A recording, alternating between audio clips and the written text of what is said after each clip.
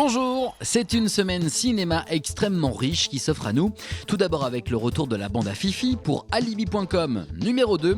Nous en parlons avec toute l'équipe du film. Et puis direction les glaciers avec des enjeux environnementaux, avec cette classe de Segpa dans le Feel Good Movie, Les Têtes Givrées. On frissonne ensuite dans cette tour où la terreur règne. Et enfin, dans les autres sorties de la semaine, Emmett Till ou encore Pour la France se dénote. Et là, c'est la version longue de votre émission. Ça vous dirait d'être mes témoins? Non. En fait, ma belle famille veut absolument que mes parents soient présents au mariage. Ah merde. Mais si t'as honte, on peut faire un alibi famille. On loue des faux parents comme on a fait pour le fils de Francis Lalanne. Hors de question, les alibis c'est terminé. C'est ce que pensait Greg, mais avec le souhait de réussir son mariage et donc de tenir à l'écart des parents embarrassants, il réactive tout de même sa boîte d'alibis. C'est le début de l'escalade. Après le 1, c'est vrai qu'on nous demandait pas mal la suite, et en fait, on a vraiment décidé de le faire après le passage en télé, le premier passage en télé sur TF1 d'Alibi.com. On a vu que ça avait quand même sacrément marché, que les gens nous redemandaient une suite, et on s'est dit allez, allons-y. Voilà, ça a mis du temps à trouver la bonne idée, parce qu'on voulait surtout pas décevoir ceux qui avaient bien aimé le 1, et dès qu'on a trouvé la bonne idée, on est parti pour un an et demi d'écriture.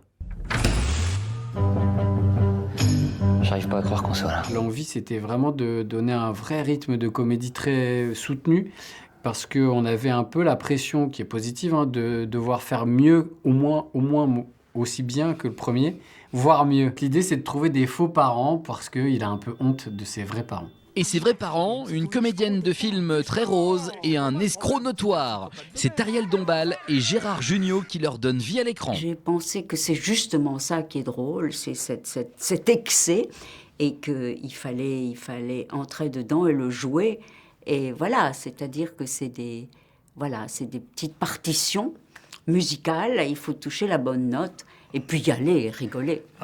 Ariel a une autodérision magnifique sur ce qu'elle est, sur ce qu'elle représente. Et ça, c'est très, très réjouissant. Et moi, j'étais ravi quand il m'a dit que c'était elle qui faisait mon ex-femme. Oui.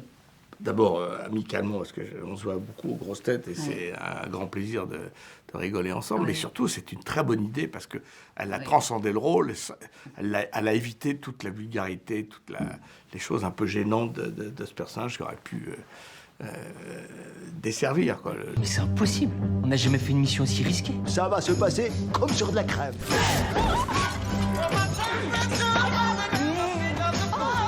Et Nathalie Baye et Didier Bourdon sont de retour dans le rôle des parents de Flo. Les gags, ça c'est formidable. Mais c'est ça, il faut qu'il y ait aussi du liant. Voilà.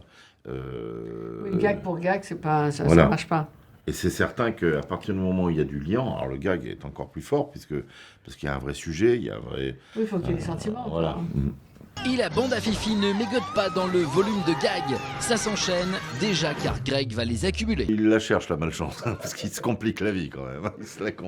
Il se complique. Comme je disais souvent, c'est là où c'est. Moi, j'adore les films. Les grands films, souvent, ce sont des films qui pourraient s'arrêter très vite, parce que l'histoire il pourrait très vite, dès le début, dire voilà. Puis je pense que, vu nos caractères, on aurait dit bon, on peut comprendre. Voilà. Mais non, il se complique la vie, il veut mentir, un peu comme dans le Laviche. C'est ça, il s'enferme dans des trucs incroyables.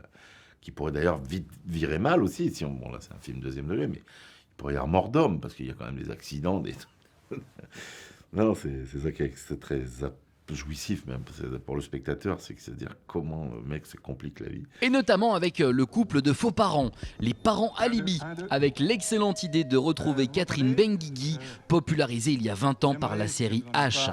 Démarrer le bal des discours. Excuse-moi, mais j'ai pas fini le mien. Ah pardon, Dominique. C'est pas grave, j'étais sur la fin. Je me rappelle encore de toi, bébé, à la maternité. On était fans d'elle, toute ma génération l'a découvert vraiment à l'époque de H, cette série culte. Et là, c'est vrai que le rôle s'y tenait à merveille, parce qu'elle interprète ma fausse mère. Et je dis, vu que mon beau-père dans le numéro 1 avait été infidèle, le brief, c'est vraiment de se dire, bon, il faut quelqu'un qui, en termes de charisme, on ne la remarque pas, physiquement non plus forcément, et Catherine fait ce rôle incroyablement bien. Et je vois les gens rire vraiment, parce qu'à chacune de ses interventions, on ne la remarque jamais en fait. C'est-à-dire qu'elle prend la parole, personne n'écoute, et c'est l'axe de tout son personnage.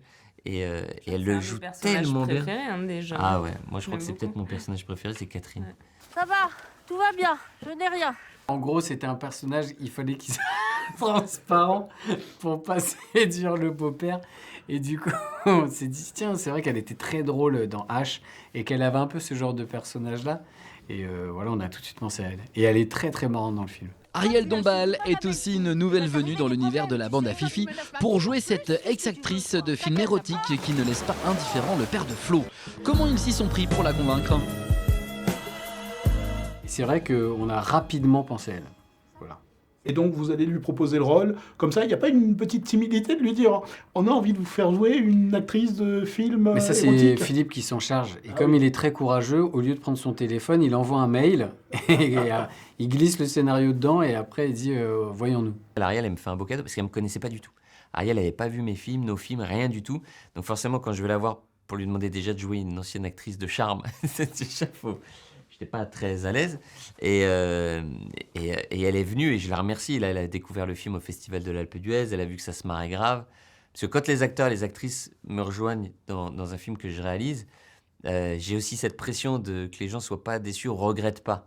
Et je vois que là, c'est pas le cas. Je veux pas qu'ils se sentent trahis, surtout pas, quand ils me font confiance. Il n'y a plus beaucoup de gens qui font comme ça, qui osent faire du burlesque avec des choses, des gags over the top, comme dirait, Ariel. Et ça, c'est très réjouissant parce qu'ils osent vraiment. Ils nous permettent, c'est ce que disait l'autre fois, Fifi dit, j'ose pas appeler les gens, donc je leur envoie le scénario en espérant qu'ils vont me dire oui. Mais il n'ose pas affronter comme toi ton personnage de film rose. C'est rose foncé quand même. Profite de cette journée. Elle va être mémorable.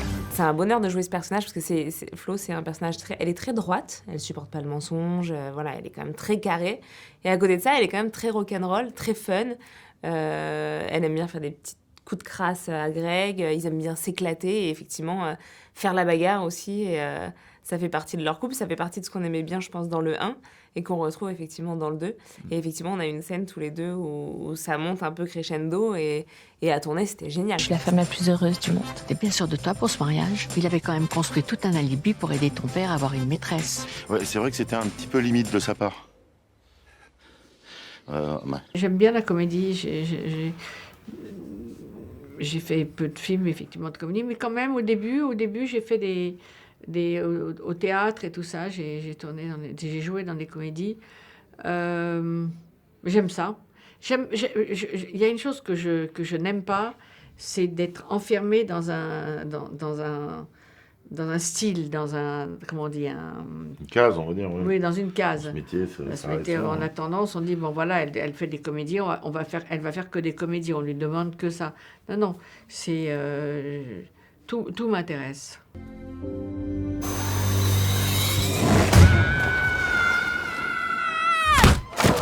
En attendant, les avant-premières ont déjà fait le plein. Et la bande à Fifi reste un phénomène qui explose les compteurs en toutes circonstances. C'est vrai que mon film, le jour où il sort, 30 jours max, il y a le président Macron qui fait une annonce le jour de la sortie, à 20h, en disant « couvre-feu ». Donc autant dire que j'étais dévasté. Je pensais que voilà, je me suis mangé la jauge à 50%, le masque, pas de vaccin, pas de confiserie, le couvre-feu. Et le film est resté que 2 semaines au cinéma avant un autre confinement. Donc avec tout ça, on a quand même fait 1 200 000 entrées en 2 semaines. Donc voilà, c'était assez dingue et je remercie le public. Et voilà, non, on est très content à chaque fois en fait que le public répond présent. Et c'est vrai que comme tu le dis, à l'Alpe d'Huez, pour le coup, nous on aime être en contact avec le public. C'est pour ça que les avant-premières sont vachement importantes pour nous. Et à l'Alpe d'Huez, c'était dingue parce qu'on était à la projection avec le public et on entendait tout le monde rire aux éclats et ça fait plaisir parce que c'est mine de rien, c'est 3 ans de travail à chaque fois un film. Donc on part d'une feuille blanche et quand on arrive après dans la salle et on entend les éclats de rire, c'est la plus belle des récompenses. Je vous souhaite d'être un modèle de bonheur et de fidélité, comme l'est ta mère. Et c'est déjà bien. Allez, on se prend une sacrée tranche de rire dans les salles de cinéma avec Alibi.com numéro 2.